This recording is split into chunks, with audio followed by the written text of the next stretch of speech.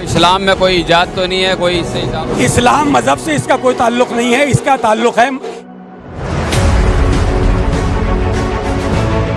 कि शिया लोग हथकड़ी क्यों पहनते हैं। क्या करबला में इमाम हुसैन ने हथकड़ी पहनी थी या किसी और ने पहनी थी, इसका फ़ायदा क्या है। नमस्कार, आदाब, सत श्री अकाल। आप देख रहे हैं जनता वंता, और जनता वंता में आपका फिर से स्वागत है एक नई वीडियो के साथ। अमरोहा 8 मुहर्रमुल हराम हम मौजूद हैं और बहुत ही ज़्यादा इस तरह से देखा गया है कि हिंदुस्तान में इससे बड़े लेवल पे कहीं आज़ादारी नहीं होती है।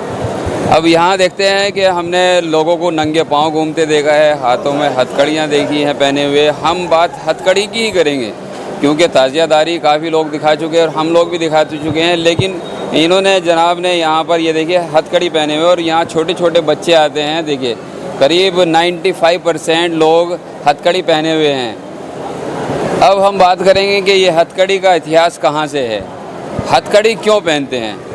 मेरा सवाल, अस्सलाम वालेकुम। वालेकुम अस्सलाम। मैं सलीम अमरोवी आपसे मुखातिब हूँ। शायर अहले बैत माशाअल्लाह, जो किसी भी तारुफ़ के मोहताज नहीं है। मैं इनका तारुफ़ इसलिए नहीं कराया क्योंकि बच्चों के दिलों में की धड़कन और जवानों की हौसला अफजाई और बुज़ुर्गों की दुआओं में हमेशा शामिल रहते हैं। अब इनसे यही सवाल करेंगे। जी जनाब, मेरा सवाल सिर्फ ये है कि शिया लोग हथकड़ी क्यों पहनते हैं। क्या करबला में इमाम हुसैन ने हथकड़ी पहनी थी या किसी और ने पहनी थी, इसका फ़ायदा क्या है। जी नाजरीन, सबसे पहले तो मैं जनता वंता के नाजरीन की खिदमत में सलाम अर्ज़ करता हूँ। मेरे भाई ने ये पूछा है कि ये कड़ा जो मेरे हाथ में है और ये हथकड़ी और ये जो बेड़ियाँ हम पहनते हैं ये क्यों पहनते हैं। कह रहे थे आबिदे मुस्तर संभाले बेड़ियाँ, कह रहे थे आबिदे मुस्तर संभाले बेड़ियाँ, ए फूफी ज़ैनब चलो करबला। यानी करबला से जो काफ़िला जो 10 मुहर्रम को तमाम शहादा की शहादत के बाद जब वहाँ से चलता है, बिल्कुल असीराने करबला का जब वो काफ़िला आगे बढ़ता है तो इमाम ज़ैनुल आबिदीन के पैरों में बेड़ियाँ डाल दी गई, हाथों में तोक डाल दिए, गले में तोक डाल दिया गया और उनको बिल्कुल जंजीरों में जकड़ कर ले जाया गया।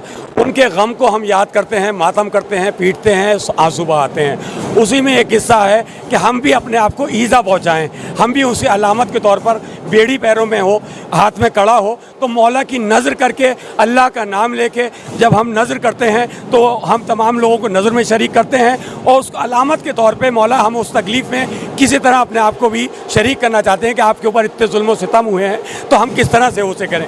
तो हम वो कड़ा भी, बेड़ी भी और इस तरह के तौक भी पहनते हैं और दुनिया भर में जहाँ जहाँ मौला के चाहने वाले हैं, और उसमें फिर मना तो मुरादों का सिलसिला भी जुड़ जाता है। जब इंसान ये सोचता है कि मौला की तकलीफ़ में मैं भी इसमें शरीक हूँ, मौला मेरी ये मुराद पूरी कर दे, तो ख़ुद ब खुद वो उसकी मुरादें पूरी होती हैं और ख़ुद ब खुद लोग इसे पहनते हैं और मौला के आगे अज़ादारी में पूरी तरह से हिस्सा ले शरीक होते हैं। यानी ये इस्लाम में कोई इजाद तो नहीं है, कोई सही इस्लाम मज़हब से इसका कोई ताल्लुक़ नहीं है, इसका ताल्लुक़ है इमाम हुसैन का हर अमल जो है वो इस्लाम के फ़रोग़ में है। इमाम हुसैन की याद दिलाता है, ये कड़ा हो या बेड़ी हो या कोई भी हथकड़ी हो, तो वो जब याद दिला रही है तो मकसद हुसैन इस्लाम को बका रखने के लिए है और बकाए इस्लाम के लिए इमाम हुसैन का मकसद है, तो ये उससे जुड़ा हुआ है यकीनन, और मौला इस इबादत को कबूल करेंगे, उसका एक हिस्सा है। माशाल्लाह, बहुत बहुत शुक्रिया, आपने जनता वंता को इतना कीमती वक्त दिया। जनता वंता आपका मशकूर रहेगा। जनता वंता को ऐसे प्यार और सपोर्ट करते रहिए, क्योंकि अब ज़्यादा वीडियो लंबी दिखा नहीं सकते क्योंकि जुलूस आ चुका है। आपने पीछे से बैकग्राउंड साउंड भी सुना है कि ये जीत का एक ऐलान हो रहा है कि हाँ, इमाम हुसैन जीत चुके। हुसैन आज भी जिंदाबाद हैं, कल भी थे और कल भी रहेंगे। बहुत बहुत शुक्रिया आप लोग।